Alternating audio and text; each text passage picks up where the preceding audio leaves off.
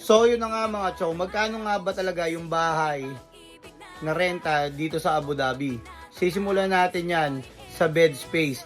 Ang bed space, nagre-range yan ng 500 dirhams hanggang 800 dirhams. Nagbabari yan kung saan lugar. Kung dito yan sa bandang Shabia, Mohammed bin Zayed City, Musapa, medyo mura yan. May mga makikita kang gantong presyo sa city, pero mga lumang building yan. 'Di ba? Okay? So, doon naman tayo sa partition. Ano nga ba tong partition? Partition, ito yung kwarto na hinati. Hinati siya sa dalawa, hinati siya sa tatlo, hanggang may sarili kang pader, may sarili kang pintuan. So, nagkakahalaga yan ng 900 dirhams hanggang 1,500 dirhams. I-times 15 mo na lang yan mga chong. Pero, ang kagandahan nito, itong partition na to, pwede siya up to 2 person.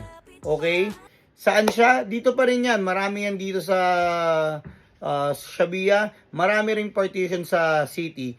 Abu Dhabi City. Marami yan. So, 900 to 1,500 dirhams. I-times mo na lang din sa 15 yan para malaman mo. Single room, 1,500. Ito yung isang buong plot na ikaw, dyan ka sa isang kwarto, tapos yung pamilya nagpaparenta, sila yung sa master's bedroom. So, magkano nga ba yun? 1,500 hanggang 1,800. Yung banyo nun, nasa labas pa. Pero kung gusto mo naman, master's bedroom na with bath, nasa loob nun, hindi ka nalalabas ng kwarto para maligo, nagkakahalaga ng 1,500 to 2,000 dirhams. Maraming ganito sa city, okay?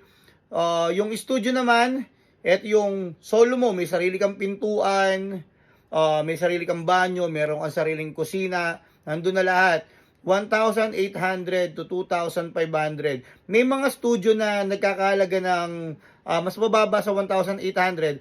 Kaso medyo malayong bila na yon, and medyo mahirap yung mga sakayan doon. So, ayun mga chong.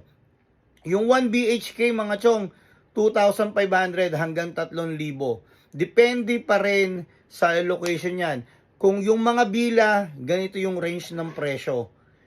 Pero pag nandun ka sa mga Al Rim, Al Raha, Yas Island, sa Jubail Island, siguro nagre-range yun ng 5,000 hanggang 10,000 per month, and ang bayad doon is annual mga chong.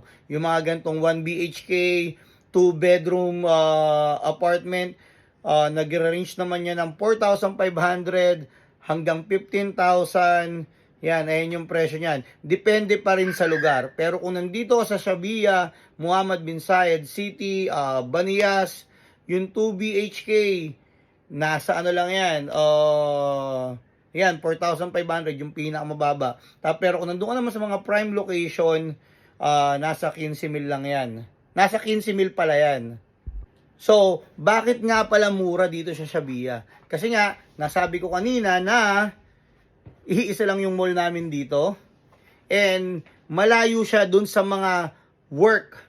Usually kasi ang tao, ang trabaho is nasa may city eh. Yung mga opisina, nasa Abu Dhabi City yan, nasa Yas, nandyan yan. So, dito sa amin, kung magko-commute ka by bus, 1 hour 15 minutes papunta sa trabaho mo. So, yung comfortability, mapapagod ka sa biyahe, di ba? Ayun yung disadvantage nun. Mura yung bahay, pero malayo sa trabaho.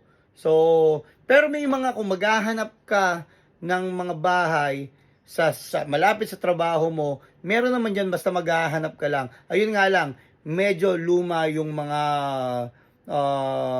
bahay. And syempre, pag nandun sa city, medyo crowded na talaga. Ayun yung disadvantage naman. Pag nandun ka sa city, masyadong crowded yung mismong bahay nyo. Maliban na lang kung ngayon nga, naka-studio type ka, nandun ka or nasa master's bedroom ka, usually yung mga ganyan, onte, 5 lang naman, 5 mga tao dyan, 5, 7, mga ganyan. Ayun, anong advantage naman sa pagtira dito sa Mohammed bin Zayed City? Unang-una, hindi crowded. Pangalawa, malalaki yung bahay, pero hindi crowded.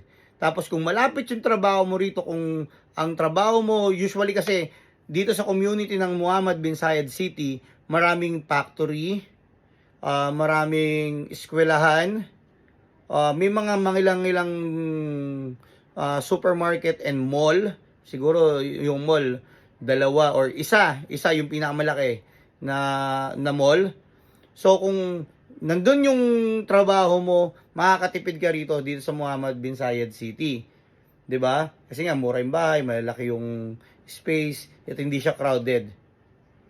At kung meron ka naman sasakyan, Chong, wala ka na ibang pwedeng puntahan. Dito ka na sa Muhammad bin Zayed City.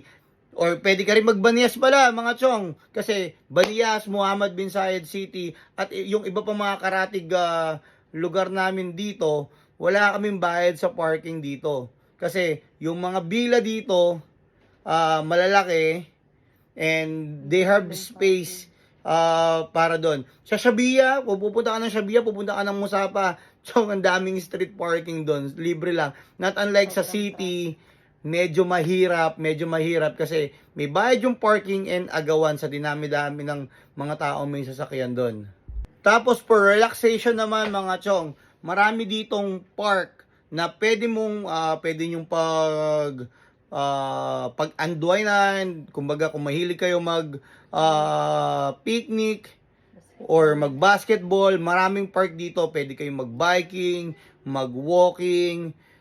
Pag nandun kayo sa Abu Dhabi City mga Chong, medyo gastos yan. Alam mo bakit ang mapupuntahan mo doon? Although may mga park din naman doon, pero sa dinami-dami ng mall at sa dami ng tao, mapapagastos ka talaga, Chong. So, ayun yung isa sa mga advantage dito sa lugar natin. Yon, pag-usapan naman natin yung mga prime location na binabanggit ko kanina, yung Rim Island, Yas Island, Jubail Island, Al Reef, yung mga lugar na yan, sobrang magastos dyan. Alam mo bakit, mga Chong? Kasi, yung mga, ano bang tawag doon? Mga iba-ibang lahi yung mga nandyan. Usually, mga western na country ang naninirahan dyan. Sobrang ganda ng community. Tapos, doon sa Al Reef, parang 2 mall ang malapit. 2 or 3 mall ang nandyan. And mga bago yung building, and ito na nga, nabalitaan ko na yung paligid ng Al Reef Island medyo baha talaga nung last week na umulan dito. Pero doon sa kanila, as in wala talaga silang baha. So, isa pa sa mga advantage ng mga nasa prime location, bago yung mga building. 'Di ba? Malalaki yung mga unit nila, at the same time, aesthetic siya kung gusto mo, kung mahilig kang mag-flex na mga environment mong ganyan. So, ayun na nga mga Chong, no? Ayun yung mga presyo ng bahay dito sa Abu Dhabi. So, kita-kits tayo next video. Tapos, kung may mga tanong pa kayo mga Chong, kung gusto nyong malaman kung magkano yung iba pang mga pinagkakagastosan ng mga OFW, comment lang kayo dyan sa bababa at susubukan natin pag-usapan yan. And sa next video natin, tatanungin natin yung mga tropa natin from ibang bansa kung saan nila mas gusto magtrabaho, dito sa UAE or dun sa kanilang home country. So, let's go!